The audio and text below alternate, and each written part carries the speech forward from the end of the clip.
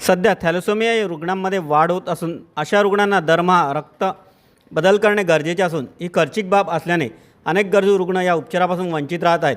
अशा रुग्णांना मोफत उपचार मिळावेत यासाठी रोटरी डिस्ट्रिक्ट 3142 यांच्या माध्यमातून रोटरी चॅरिटेबल ट्रस्ट यांच्या संयुक्त विद्यमानाने राजनोरली येथील डॉक्टर राजेश भोईर यांच्या प्राणायाम रुग्णालय या ठिकाणी चौथे मोफत थॅलेसेमिया उपचार केंद्र सुरू करण्यात आले असून या केंद्राचा शुभारंभ डिस्ट्रिक्ट गव्हर्नर हर्ष मोकोल यांच्या शुभ हस्ते करण्यात आला।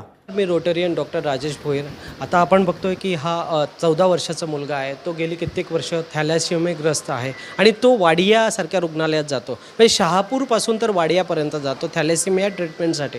मित्रांनो, हा प्रवास खूप दूरचा असल्यामुळे त्यांना नाहक त्रास सहन करावा लागतो। म्हणून आपण आज रोटरी डिस्ट्रिक्ट 3142 याचे district governor Harsh Mokol sir यांच्या संकल्पनेतून आज आपण प्राणायाम हॉस्पिटल येथे thalassemia treatment centre rotary charitable trust यांच्या माध्यमातून आपण करत आहोत। मित्रांनो, म्हणजे बऱ्याच वेळा दुर्गम भागातील, ग्रामीण भागातील हा जो संघर्ष ट्रीटमेंटसाठी संघर्ष करावा लागतो, त्यामुळे त्यांना नाहक त्रास, तर कधीकधी त्यांचं घरचं काम किंवा त्यांचं स्वतःचं काम सोडून त्यांना तिथपर्यंत ट्रीटमेंटसाठी त्रास सहन करावा लागतो। आज आपण आपल्याच जवळ भिवंडीच्या लोकांसाठी, ग्रामीण भागातील वाडा, शहापूर या लोकांसाठी हा सेंटर आपण तयार केलेला आहे आणि याच्या माध्यमातून जे थॅलेसेमियाचे रुग्ण आहेत, लहान मुलं आहेत, त्यांना आपण थॅलेसेमिया ब्लड ट्रान्सफ्युजनपासून तर चिलेशन थेरपी आपण विविध योजनांच्या माध्यमातून, जसं की आयुष्मान भारत या योजनांच्या माध्यमातून आपण देणार आहोत।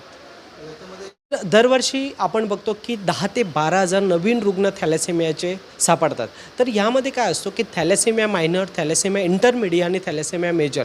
तर थॅलेसेमिया मेजरमध्ये जनरली रुग्णांना, या मुलांना लक्षणं दिसून येतात। तर ही लक्षणं काय? थकवा जाणवणं, भूक कमी लागणं आणि त्यांचं वजन कमी होणं, ह्यांसारखी लक्षणं जेव्हा दिसतात आणि त्यांचं हिमोग्लोबिन म्हणजे CBC आपण केलं आणि हिमोग्लोबिन लेवल जर कमी असेल, RBC कमी असेल, तर आपण समजून जावं की आपण थॅलेसेमियाचे जे प्रोफाईल आहे, जे पुढचं प्रोफाईल आहे, ते जसे इलेक्ट्रोफोरेसिस आणि बाकीचे इतर तपासणी आहेत, आयर्न स्टडी वगैरे, हे करून आपण ते कन्फर्म करतो की जर खरोखरच ह्या पेशंटला हा थॅलेसेमिया आजार आहे। आणि अगदी कन्फर्म पाहिजे असेल तर आपण DNA टेस्टिंग करतो आणि त्या DNA टेस्टिंगद्वारे आपण कन्फर्म करतो की हा पेशंट हा थॅलेसेमियाग्रस्त आहे। मग त्यानुसार आमचे जे हेमॅटॉलॉजिस्ट आहेत त्याची ट्रीटमेंट चालू करतात आणि मग त्यानुसार त्यांना ब्लड ट्रान्सफ्युजन, चिलेशन, तर काही रुग्णांना मग बोन मॅरो ट्रान्सप्लांट पण करावा लागतो आणि ती एक डेफिनेटिव्ह ट्रीटमेंट आहे। परंतु बरेच लोक ही ट्रीटमेंट करू शकत नाही, गोरगरीब असल्यामुळे त्यांना हे करता येत नाही, म्हणून ही